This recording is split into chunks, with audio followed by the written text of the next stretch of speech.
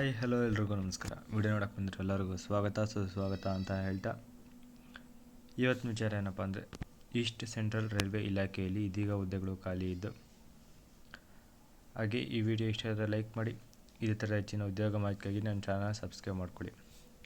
ಇನ್ನು ಈ ನೋಟಿಫಿಕೇಷನನ್ನು ನಿನ್ನೆ ಅಂದರೆ ಜನವರಿ 25ನೇ ತಾರೀಕು ಹೊರಡಿಸಲಾಗಿದ್ದು, ಹಾಗೆ ನಿನ್ನೆಯಿಂದಲೇ ಈ ಹುದ್ದೆಗೆ ಅರ್ಜಿ ಸಲ್ಲಿಸಲು ಸ್ಟಾರ್ಟ್ ಆಗಿರುತ್ತದೆ. ಇನ್ನು ಕೊನೆ ದಿನಾಂಕ ಬಂದು ಫೆಬ್ರವರಿ 14ನೇ ತಾರೀಕು ರಾತ್ರಿ 11:59 ನಿಮಗೆ ಟೈಮ್ ಇರ್ತದೆ. ಅದರೊಳಗಡೆ ಆಗಿ ನೀವು ಅಪ್ಲೈ ಮಾಡ್ಬೋದಾಗಿರ್ತದೆ. ಹಾಗೆ ಅಪ್ರೆಂಟಿಸ್ನ ಟ್ರೈನಿಂಗ್ ಹುದ್ದೆಗಳು ಖಾಲಿ ಇದ್ದು. ಇನ್ನು ಹೆಚ್ಚಿನ ವಿವರಗಳನ್ನು ನೋಡೋದಾದರೆ,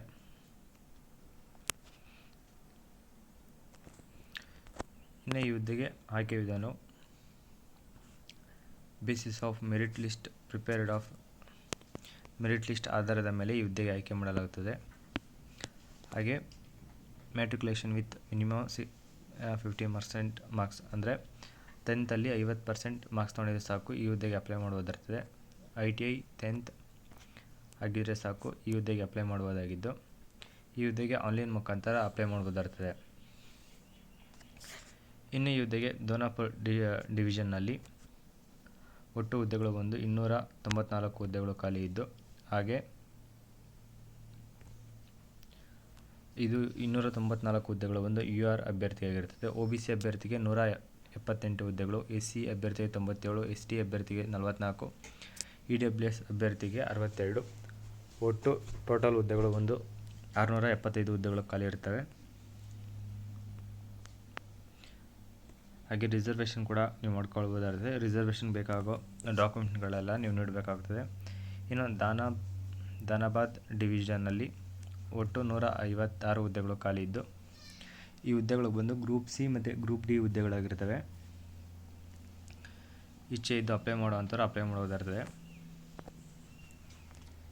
ಇನ್ನು ಮೂರನೇ ಡಿವಿಷನ್ ಆದ PT ದೀನಲ್ ದಯಾಳ್ ಉಪಾಧ್ಯಾಯ ಡಿವಿಷನ್ನ ಒಟ್ಟು ಹುದ್ದೆಗಳು ಬಂದು 64 ಹುದ್ದೆಗಳು.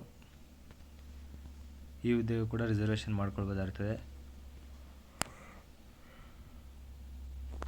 ಇನ್ನು ನಾಲ್ಕನೇದಾದ ಸೋನಾಪುರ್ ಡಿವಿಷನ್ನಲ್ಲಿ ಒಟ್ಟು 47 ಹುದ್ದೆಗಳು ಖಾಲಿ ಇದ್ದು, ಫಿಟ್ಟರ್, ಬ್ಯಾಕ್ಶಿಪ್, ವೆಲ್ಡರ್, ಕಾರ್ಪೊರೇಟರ್, ಪೇಂಟರ್ನ ಹುದ್ದೆಗಳು ಖಾಲಿ ಇರ್ತವೆ. ಇನ್ನು ಐದನೇ ಹುದ್ದೆ ಆದ ಸಮಸ್ತಿಪುರ್ ಡಿವಿಷನ್ನ ಒಟ್ಟು 46 ಹುದ್ದೆಗಳು ಖಾಲಿ ಇರ್ತವೆ. ಇನ್ನು ಪ್ಲ್ಯಾಂಟ್ ಡೆಪಾಟ್ ಅಥವಾ PT ದೀನ ದಯಾಳ್ ಉಪಾಧ್ಯಾಯ ಡಿವಿಷನ್ನಲ್ಲಿ ಒಟ್ಟು 29 ಹುದ್ದೆಗಳು ಖಾಲಿ ಇರ್ತವೆ. ಹಾಗೆ ಕ್ಯಾರೇಜ್ ರಿಪೇರ್ ವರ್ಕ್ಶಾಪ್ ಅಥವಾ ಹಾರ್ಮ್ನೆಟ್ ಡಿಪಾರ್ಟ್ಮೆಂಟ್ನಲ್ಲಿ ಒಟ್ಟು 110 ಹುದ್ದೆಗಳು, ಮೆಡಿಕಲ್ ವರ್ಕ್ಶಾಪ್ ಮತ್ತು ಅಥವಾ ಸಮಸ್ತಿಪುರ್ ಡಿಪಾರ್ಟ್ಮೆಂಟ್ನಲ್ಲಿ ಒಟ್ಟು 27 ಹುದ್ದೆಗಳು ಖಾಲಿ ಇದ್ದು, ಈ ಹುದ್ದೆಗೆ ರಿಸರ್ವೇಷನ್ ಕ್ಯಾಂಡಿಡೇಟ್ಗಳು ಬಂದು UR, OBC, SC, ST, EWS ಅಭ್ಯರ್ಥಿಗಳು ರಿಸರ್ವೇಷನ್ ಕೂಡ ಮಾಡ್ಕೋಬೋದಾಗಿದ್ದು, ಪ್ಲಸ್ ಈ ಹುದ್ದೆಗೆ ಅಂಗವಿಕಲತೆ ಇರುವಂಥ ಅಭ್ಯರ್ಥಿಗಳು ಕೂಡ ಅರ್ಜಿಯನ್ನು ಸಲ್ಲಿಸ್ಬೋದಾಗಿರುತ್ತೆ. ಅವ್ರು ಮಾತ್ರ ಅಲ್ಲದೆ ಎಕ್ಸ್ ಸರ್ವಿಸ್ ಮ್ಯಾನ್ ಮತ್ತು ಅವ್ರ ಮಕ್ಕಳು ಅಭ್ಯರ್ಥಿಗಳು ಕೂಡ ಅರ್ಜಿಯನ್ನು ಸಲ್ಲಿಸ್ಬೋದಾಗಿದ್ದು. ಎಲಿಜಿಬಿಲಿಟಿ ಕ್ರೈಟೀರಿಯಾ ಬಂದು ಮೊದಲನೇದಾಗಿ ಏಜ್ ಲಿಮಿಟ್ ನೋಡೋದಾದರೆ, ಮಿನಿಮಮ್ ಏಜ್ ಲಿಮಿಟ್ ಬಂದು 15 ವರ್ಷ ಆಗಿದ್ದು, ಮ್ಯಾಕ್ಸಿಮಮ್ ಏಜ್ ಲಿಮಿಟ್ ಬಂದು 24 ಆಗಿರುತ್ತೆ ಮತ್ತು 24 ವರ್ಷನ ಮೀರಿರಬಾರ್ದಾಗಿರುತ್ತೆ. ಪ್ಲಸ್ ನಿಮಗೆ ರಿಲ್ಯಾಕ್ಸೇಷನ್ ಕೂಡ ಇರ್ತದೆ. SC ST ಕ್ಯಾಂಡಿಡೇಟ್ ಏನಾದರೂ ಆಗಿದ್ದರೆ 5 years ಏಜ್ ರಿಲ್ಯಾಕ್ಸೇಷನ್, OBC ಅಭ್ಯರ್ಥಿ ಆಗಿದ್ದರೆ 3 ವರ್ಷ ಏಜ್ ರಿಲ್ಯಾಕ್ಸೇಷನ್, PWD ಕ್ಯಾಟಗರಿಗೆ ನಾರ್ಮಲ್ ಆಗಿ 10 years, ಅದರಲ್ಲಿ UR ಅಭ್ಯರ್ಥಿಗೆ ಇದರಲ್ಲಿ 13 ವರ್ಷ, SC ST ಕ್ಯಾಟಗರಿ ಸೇರಿದವರಾದರೆ 15 ವರ್ಷ ಇರ್ತದೆ. ಇನ್ನು ಮಿಲಿಟರಿ ಎಕ್ಸ್ ಸರ್ವಿಸ್ ಮ್ಯಾನ್ ಅಭ್ಯರ್ಥಿ ಆದರೆ ನಿಮಗೆ 3 years ಏಜ್ ರಿಲ್ಯಾಕ್ಸೇಷನ್ ಕೂಡ ಇರುತ್ತೆ.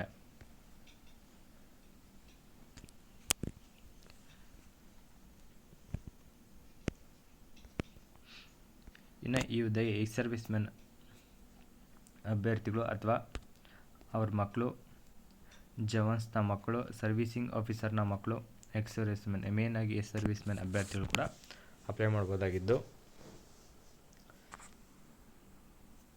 ಅಪ್ಲೈ ಮಾಡೋವಂಥವ್ರು ಬೇಗ ಅಪ್ಲೈ ಮಾಡಿ. ಇನ್ನು ಎಜುಕೇಷನ್ ಕ್ವಾಲಿಫಿಕೇಷನ್ ನೋಡೋದಾದರೆ, ಮೊದಲನೇದಾಗಿ 10th ಪಾಸ್ ಆಗಿರಬೇಕಾಗ್ತದೆ ಅಥವಾ 10 + 2nd 12th ಪಾಸ್ ಆಗಿರಬೇಕಾಗುತ್ತೆ ವಿತ್ 50% ಮಾರ್ಕ್ಸ್ನೊಂದಿಗೆ ಪಾಸ್ ಆಗಿರಬೇಕಾಗುತ್ತೆ. 10th ಆಗಲಿ 12th ಆಗಲಿ 50% ಮಾರ್ಕ್ಸ್ನೊಂದಿಗೆ ಪಾಸ್ ಆಗಿದ್ದು ಪ್ಲಸ್ ITI ಮಾಡಿರುವಂಥ ಅಭ್ಯರ್ಥಿಗಳು ಕೂಡ ಈ ಹುದ್ದೆಗೆ ಅರ್ಜಿಯನ್ನು ಸಲ್ಲಿಸಬಹುದಾಗಿರ್ತದೆ.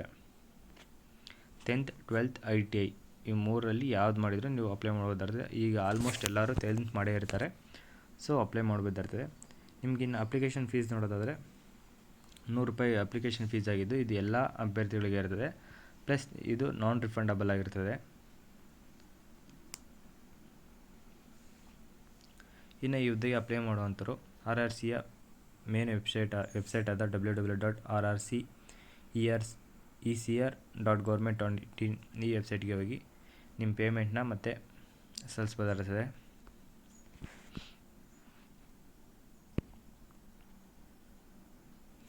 ಹಾಗೆ ನೀವು ಪೇಮೆಂಟ್ ಸಲ್ಲಿಸಿದಾದ್ಮೇಲೆ ಬರುವಂಥ ರಿಸಿಪ್ಟನ್ನ ಕೂಡ ನೀವು ಒಂದು ಪ್ರಿಂಟೌಟ್ ತೊಗೊಂಡು ಇಟ್ಕೊಳ್ಳಿ, ರೆಫರೆನ್ಸ್ಗೋಸ್ಕರ ನಿಮಗೆ ಯೂಸ್ಫುಲ್ ಆಗುತ್ತೆ.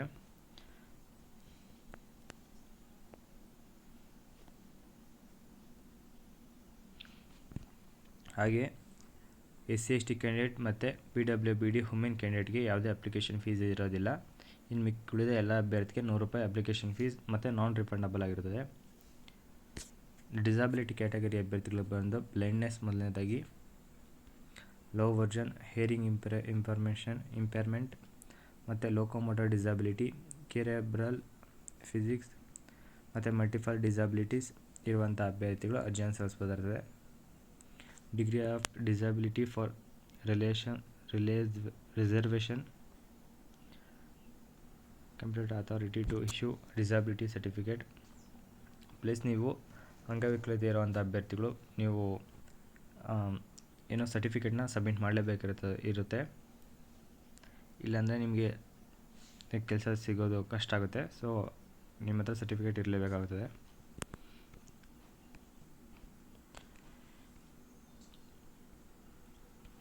ಮತ್ತು ನೀವು ಅಪ್ಲೈ ಮಾಡಬೇಕಾದ್ರೆ ನೀವು ಡಾಕ್ಯುಮೆಂಟ್ ಅಪ್ಲೋಡ್ ಮಾಡಬೇಕಾದ್ರೆ ಸ್ಕ್ಯಾನ್ಡ್ ಫೋಟೋ ಮಾತ್ರ ಅಪ್ಲೋಡ್ ಮಾಡಿ, ಯಾಕಂದರೆ ಫೋಟೋಸ್ ಎಲ್ಲ ಕ್ಲಿಯರಾಗಿರುತ್ತೆ. ಮತ್ತು ನಿಮ್ಮದು ಸಿಗ್ನೇಚರ್ನ ಕೂಡ ಸ್ಕ್ಯಾನ್ ಮಾಡಿ ಅಪ್ಲೋಡ್ ಮಾಡಿ.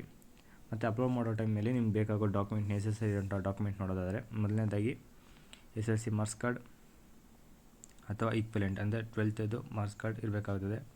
ಮತ್ತು ಡೇಟ್ ಆಫ್ ಬರ್ತ್ಗೋಸ್ಕರ 10th ಅಥವಾ 12th ಮಾರ್ಕ್ ಶೀಟ್, ಮತ್ತು ITI ಮಾಡಿರೋಂಥ ಹತ್ರ ITI ಮಾರ್ಕ್ ಶೀಟ್ ಮತ್ತು ಆಲ್ ಸೆಮಿಸ್ಟರ್ದು ಮಾರ್ಕ್ ಶೀಟ್ನ ಸಬ್ಮಿಟ್ ಮಾಡಬೇಕಾಗಿರ್ತದೆ.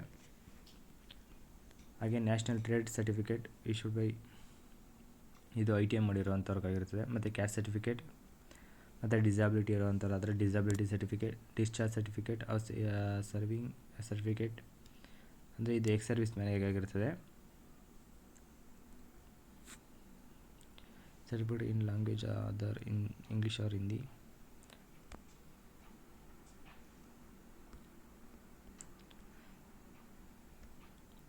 ಇನ್ನು ಈ ಹುದ್ದೆಗೆ ಅಪ್ಲೈ ಮಾಡೋ ಮುಂದೆ ಆಲ್ರೆಡಿ ಹೇಳಿದ್ದೀನಿ, ಫೆಬ್ರವರಿ 14ನೇ ತಾರೀಕಾಗಿರುತ್ತೆ. ಸೊ ಅದರೊಳಗಡೆ ನೀವು ಅಪ್ಲೈ ಮಾಡಿ. Training period of study no hostel accommodation will be provided.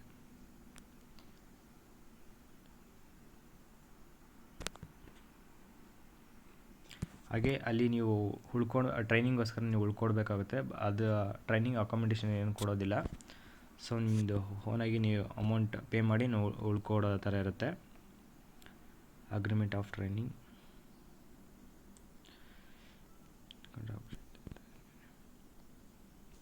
ಹಾಗೆ ಅಪ್ಲೈ ಮಾಡೋರು ಕೂಡ ಮೆಡಿಕಲ್ ಫಿಟ್ನೆಸ್ ಇರಬೇಕಾಗ್ತದೆ. ಮತ್ತು ಚೆಕ್ ಮಾಡೋದು ಕೂಡ ಚೆಕ್ ಮಾಡ್ತಾರೆ.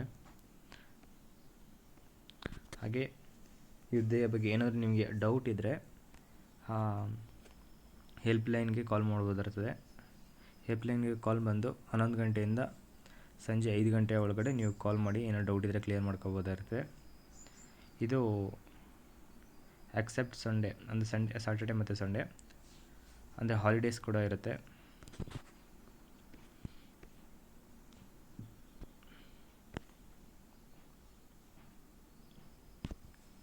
ಹಾಗೆ ಈ ಹುದ್ದೆಗೆ ಇಂಟರ್ನ್ಸ್ ಅಥವಾ ಕಾಲೇಜ್ಗೆ ಹೋಗಿ ಕಂಪ್ಲೀಟ್ ಮಾಡಿರೋ ಅಂಥವ್ರು ಅಪ್ಲೈ ಮಾಡ್ಬೋದಿರುತ್ತೆ.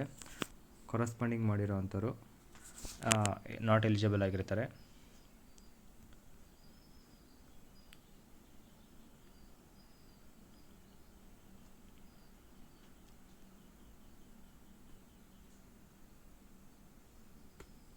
ಹಾಗೆ ಡಾಕ್ಯುಮೆಂಟ್ ವೆರಿಫಿಕೇಷನ್ ಸಮಯದಲ್ಲಿ ಅವ್ರು ನಿಮ್ಮನ್ನು ಕರೀತಾರಲ್ಲ, ಅದಕ್ಕೆ ನೀವು ಹೋಗೋ ಸಮಯದಲ್ಲಿ ಯಾವುದೇ ಅಲೌನ್ಸಸ್ ನೀಡೋದಿಲ್ಲ. ನಿಮ್ಮದು ಅಮೌಂಟ್ ಇಟ್ಕೊಂಡೇ ನೀವೇ ಹೋಗ್ಬೇಕಾಗ್ತದೆ.